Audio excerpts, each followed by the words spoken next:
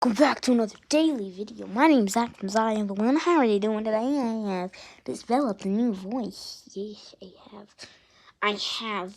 So, today we're going to be acting to Mr. Who's the Boss. I hope he's the boss. Anyway, let's get started. It's his newest video. Samsung and Google are at war?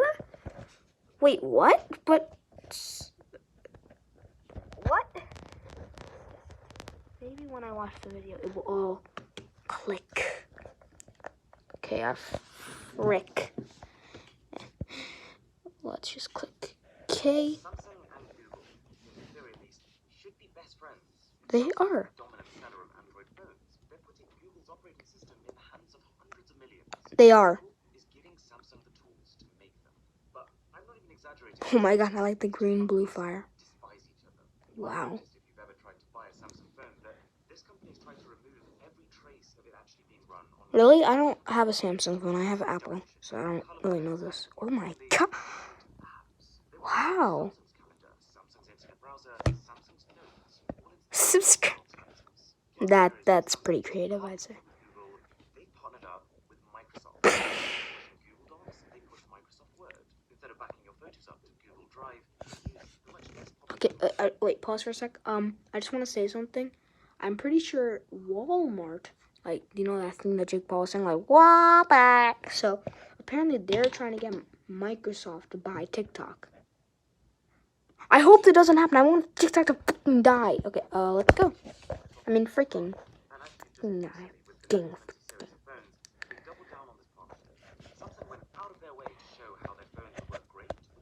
Oh, Xbox. Ooh.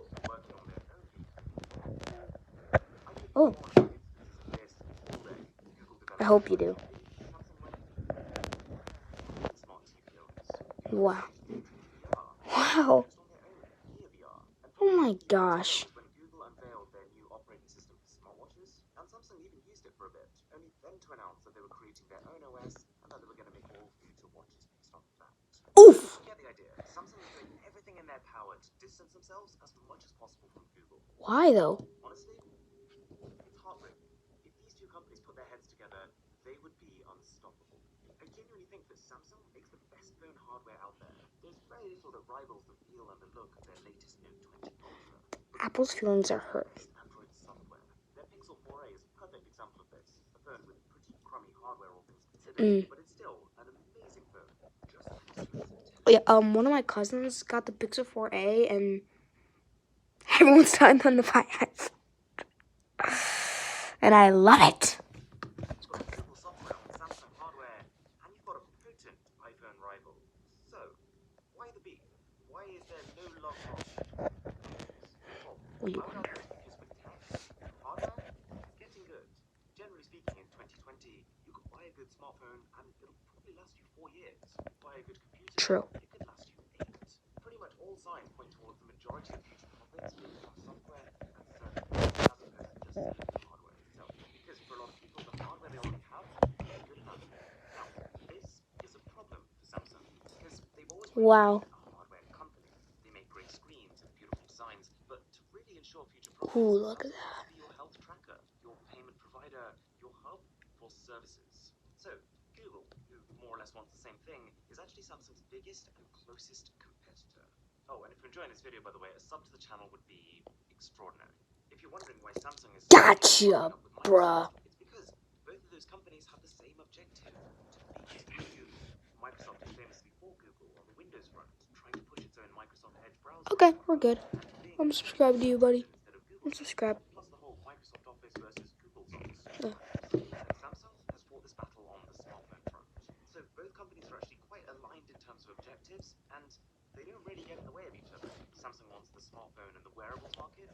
Microsoft wants the computer and the gaming market. Did you notice how, while Apple said no to having Microsoft's xCloud gaming platform on the Apple App Store, Samsung said, come on over. You can host xCloud on our Galaxy App Store, no problem. Wow. Let's go further and make it so that Samsung users get exclusive xCloud. When Google and Apple said no to Fortnite on their App Store, Yeah, Fortnite got banned. RIP. Samsung had no problem at all keeping Fortnite on their App Store, because as far as they were concerned, this was a free advantage they could have over Google Android. And it's been very clear for a long time that this is what Samsung has wanted. Right from the off, Samsung would plaster their phones in a software skin called TouchWiz. And people at the time would often ask, why is Samsung bothered with such a heavy skin that pretty much left Android unrecognizable? Well, it's actually quite deliberate. Samsung didn't want people to think, I'm buying a Google phone. They wanted people to think, I'm buying a Samsung phone. Oh, To completely dissociate Google's that is very true. They then started one by one adding in Samsung replacement apps for just about every main Google app out there. Since Here Maps as their Google Maps competitor. Here, Maps. Hey, here, look, Maps, over there. They tried. Alongside the first Android-powered Galaxy S phone, they also released a phone called the Samsung Wave. And this was the phone they actually wanted to take off. It was made to look just like their Android phones. It even ran on TouchWiz, but it wasn't actually Android. It runs on their own in-house Bada OS. Obada? OS, you've got full control. You can almost force-feed people your services. They tried again in 2015 with a smartphone running on Samsung's own Tizen OS. The same one. Again. Oh, I accidentally busted. Crap. It flopped, but Stop.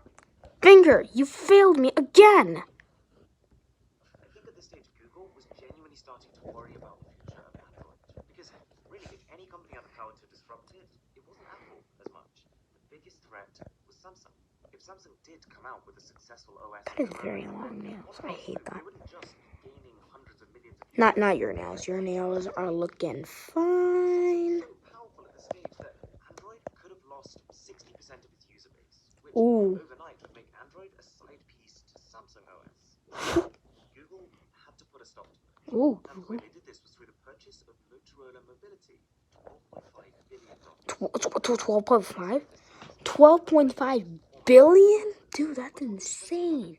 Which was a real low point for Motorola. They were basically heading the their reasoning was Motorola's patents. I'm sorry, I need to see this again. I need this again. Give me a second. Where are you at? There. Real low point for Motorola. They were basically in the sun. Google said that their reasoning was to acquire Motorola's patents, to which a lot of people thought, okay, fair enough, that sounds cool. But really, 12.5 billion for Motorola's patents? I don't think so. Wow. That Google's acquisition of Motorola was, at least in part, a threat. It was Google saying to Samsung, look, if you don't stop messing around with our Android, if you don't stop trying to basically create your own version of it, then we're going to have to step in. Thanks to this Motorola acquisition, we now have the capacity to build our own Android phones. Android phones that run pure Google. Android phones that we can subsidize because we don't even need to make a profit on them. When Samsung didn't respond, Google carried through with this and went on to drop the pretty well-received Moto X. MKBHD. The plan worked. That's a source. Samsung came back to Google with an agreement that said, okay, we're going to tone down Let's TouchWiz. We're going to give people Google alternatives. More Google apps. And okay, we're going to keep the general look and feel of Google's stock Android. And it wasn't clear that this was Google's plan all along. Then literally 2 days after this agreement was signed, Whoops, sorry. Fingers! sold Motorola Mobility. They sold it for a huge loss, 2.91 billion versus the 12.5 they paid for it, but they didn't care. It served its purpose. R.I.P. Motorola. I'd love to tell you, but this is where the feud ended. This is where Samsung and Google became friends, and they lived happily ever after. Oh, they did? It didn't change the fact that fundamentally both companies were still after the same as software and services markets. In fact, the battle got worse. In 2016, Samsung had the biggest nightmare of their lifetime with the exploding Galaxy Note 7. Oh, no. Google announces the Pixel phones. Google made high-end Android smartphones. That's gonna be a huge loss for Android. That must suck. Framed as targeting the iPhone, making fun of their camera bumps and their lack of headphone jacks, Google knew full well that the Pixel phones were actually far closer alternatives to Samsung's flagships, effectively kicking the company while they were down.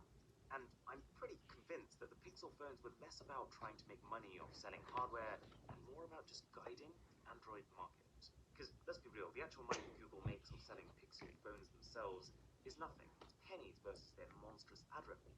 Google doesn't care about hardware as long as people are using their services. But yeah, they're also on YouTube. Trying to steer people away from Which this is on YouTube, and I'm also uploading this video. Pixel phones were Google's way Crap. of showing the world how good Google services were and how good Android could be if other companies actually used them properly. To basically make Samsung look bad for preloading 50 applications onto every phone. That must hurt. Oh my god! To stop.